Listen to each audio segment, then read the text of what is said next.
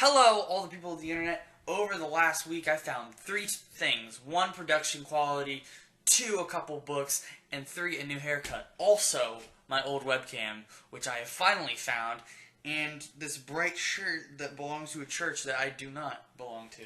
So, hello everybody. I'm going to just call this regarding the list, because basically this is just me reading the list so everybody knows we're on the same page. Today, we're going to do something kind of special with the show.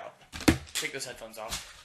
We are going to establish, for lack of a better term, piles. So I've bought a couple of the books. I haven't bought a bunch of them. A finished pile, it stays on my desk right here, kind of more or less a motivation that see how much I have left versus how much I've done. So I'm going to be introducing every book that's on the list right now, and we begin. Okay, now that we've got my personal affairs out of the way, let's go ahead and get started with the list. So, in case you haven't seen the show before, basically, what it is, I'm reading 52 books in a year, video on Sunday, video on Saturday. Basically, that's all you need to know. And I've already been through 5 of the books at the point this video was recording, and I'm halfway, not really halfway, just started the 6th book. So, the first book we start with is Heart of Darkness by Joseph Conrad, which is right here, finished pile, right there. Just gonna turn the camera so you can see that. Finished pile, right there. Then we have The 5 People We Meet in Heaven. I actually don't have that book. I don't know, where'd it go? I had it. Yeah, maybe I lent it to someone else so they could follow along with the challenge. 5 People We Meet in Heaven by Mitch Albom? Oh no, I can't remember if I pronounced it right the first time or not. Whatever. Then we have Fahrenheit 451 by Ray Bradbury. Done. Put that on the finished pile. Then we have Animal Farm by George Orwell. Put that on the pile. Then we have The Wind in the Willows by Kenneth Grahame. That is literally the worst idea I've ever had, because look at it, it's like the worst shapen.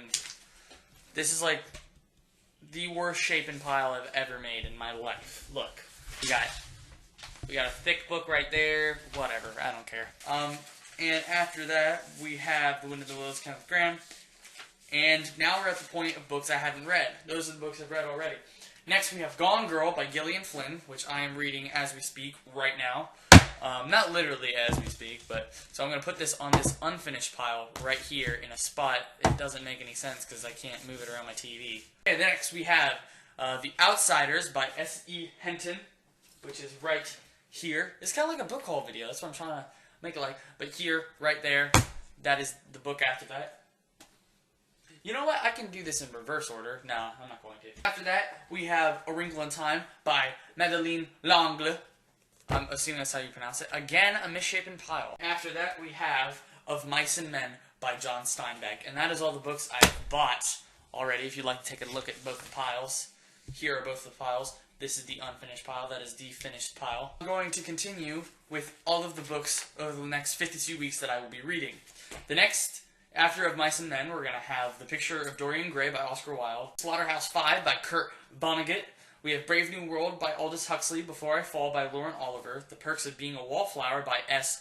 Jobsky, The Center Cannot Hold by Aline R. Sachs, The Bell Jar by Sylvia Plath, This Side of Paradise by F. Scott Fitzgerald, The Sound and the Fury by William Faulkner, The Age of Innocence by Edith Wharton, One Flew Over the Cuckoo's Nest by Ken Kesey, 1984 by George Orwell, Catcher in the Rye by J.D. Salinger, The Prince by Niccolo Machiavelli, he was in Assassin's Creed, Flowers for Algernon by Daniel Keyes, Into the Wild by John Krakauer, and which is kind of weird, because I have that book. Where is it? Here it is. I found it. You guys saw this in a video, I think it was Animal Farm. You saw it, I'm not sure. Or it might have been Fahrenheit, but I actually have this book, so I'm just going to stick this on this pile, just out of nowhere. Okay, after Into the Wild by John Krakauer, we have With the Old Breed by E.B. Sledge, recommended to me by my grandfather, Steve Lossner. Thank you for sponsoring the challenge. The 10th Planet by Dean Weasley Smith. Actually, I have that book too, come on. Where is it? Shout out to my pre-calculus textbook. Stanley found it. We're good. The 10th Planet. It's a sci-fi book. Thank you to my friend Adam Mistner, who allowed me to borrow this book, or like keep it because he was taking it to Goodwill. So thank you to Adam Mistner. Where did I put the list? Stan. Okay, what's next? By the way, there seems to be a problem with the list that I forgot about.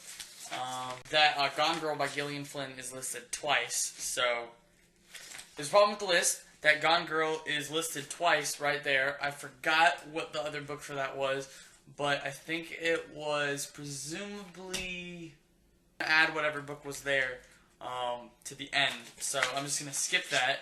And let's go to week 27 now. The Grapes of Wrath by John Steinbeck. Persuasion by Jane Austen. Great Expectations by Charles Dickens. A Clockwork Orange by Anthony Burgess. The Scarlet Letter by Nathaniel Hawthorne. Notes from a Secret Island by Bill Bryson. The Secret Garden by Francis Hodgson. On the Road by Jack Kerouac. Love in the Time of Cholera by Gabriel Marquez. I'm excited for that one. The Curious Incident of the Dog in the Night by M. Haddon. I have heard nothing but good things about that book. The Little Prince by Antoine de Saint-Exupéry.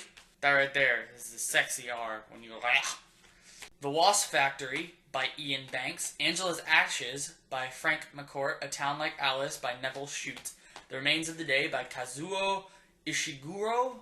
The Color Purple by Alice Walker. Far from the Madding Crowd by Thomas Hardy, not Tom Hardy like Bronson.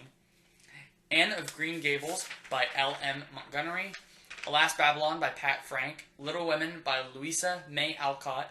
The Maze Runner by James Dashner. Lord of the Flies by William Golding. And Snow Crash by Neil Stevenson. You may have noticed that there seems to be a little tapering at the end. There's about a 4 or 5 book gap there where I'm going to be filling that with, books as I keep going, as I keep receiving recommendations. Also, forgot to mention, the last book, book number 52, the last week, is going to be kept a secret until Sunday of next August when I actually start reading it. So look for a surprise there. So anyways, here's the not finished pile of books that I have not read, that I own. And here is the books of the finished pile, which is significantly smaller. So I'm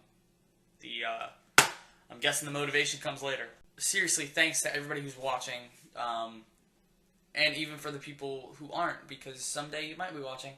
I thought I might as well thank a couple of people. I'd like to thank my grandmother, Diana Lostner, who is paying for all of this and going with the challenge along with me, and she recommended Gone Girl to me, as well as The Outsiders, as well as Into the Wild, as well as literally every other book other than what I found on the internet. Otherwise, thanks to everybody, really. This is regarding the list. I'm Stanley. When our paths meet again, I will see you again sometime later this week when I review Gone Girl, which so happens to be at the bottom of this pile.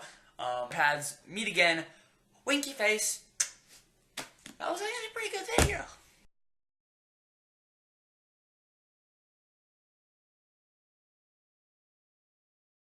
It's like the first okay video that I filmed.